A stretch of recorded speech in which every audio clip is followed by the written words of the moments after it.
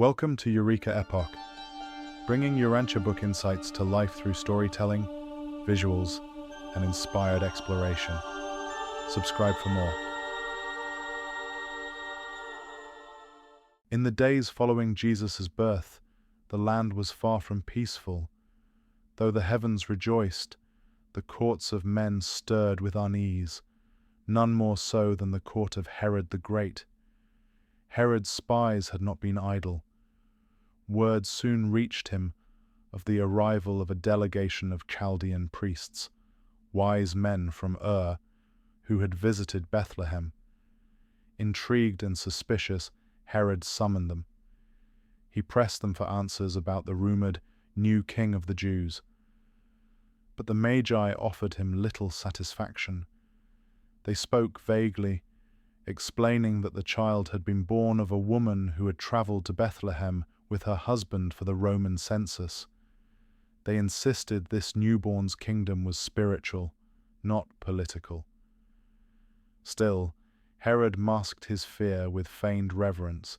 He gave the Magi a purse and urged them to find the child, so that he too might come and worship him. But they never returned. Suspicion turned to fury. Reports began to reach Herod, accounts of strange happenings at the temple, the stirring words of an old man named Simeon during the purification ceremonies. His informers even brought him a written fragment of the Simeon song. Yet still, no one could say where Joseph and Mary had taken the child. Herod's anger erupted. He dispatched agents throughout Bethlehem, but Joseph, warned in time, had hidden his small family with relatives. Even Zacharias and Elizabeth dared not return to Bethlehem, for Herod's reach was wide, and his wrath deadly. Joseph, in fear, avoided public work.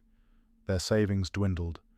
So poor had they become that, at Mary's purification, Joseph offered 2 young pigeons, the humble sacrifice of the poor. A year passed. Herod's spies remained empty-handed. Frustrated, he issued a chilling decree, a house-to-house search in Bethlehem, and the execution of every male child under 2 years of age. It was October 6 BC.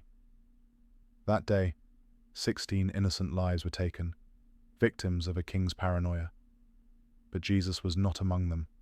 A sympathizer within Herod's own court, believing in the child's destiny, secretly alerted Zacharias. Word reached Joseph. That very night, under cover of darkness, Joseph and Mary fled Bethlehem with Jesus, their destination, Egypt.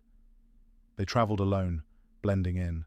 No royal entourage, no public fanfare, just a young family guided by faith and fear. They settled in Alexandria, among Joseph's well-off relatives. There, Joseph found work as a carpenter, eventually rising to oversee an entire team of builders on a public project. For 2 years they lived in quiet safety. Mary, ever watchful, was slow to wean the child until they were secure. She watched Jesus with the fierce devotion of a mother who knew the weight of his destiny. Yet despite her protectiveness, she allowed him to play and learn among other children. With encouragement from Joseph, she accepted that even this child of promise must grow up like any other child. During their time in Alexandria, only a few were told of the child's divine mission. One relative shared the story with friends descended from the ancient Egyptian reformer Ikhnaton. These few, along with local believers, gathered before the family's departure to honor the boy. On that day, Jesus was presented with a full copy of the Greek translation of the Hebrew Scriptures, a sacred gift for a sacred life. Their Egyptian hosts urged them to remain. They believed the boy could wield more influence from Alexandria than from Palestine. But news arrived. Herod was dead. After many delays and discussions, Joseph and Mary departed Egypt. In August of 4 BC, they sailed for Joppa aboard a friend's boat. They arrived in Bethlehem the following month, uncertain whether to stay or return to Nazareth. Mary still believed that Jesus should be raised in the city of David. Joseph, however, feared the new ruler Archelaus more than Herod Antipas in Galilee.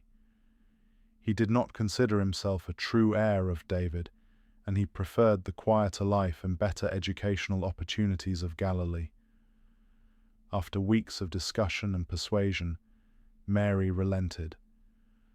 By October, the family began their journey north.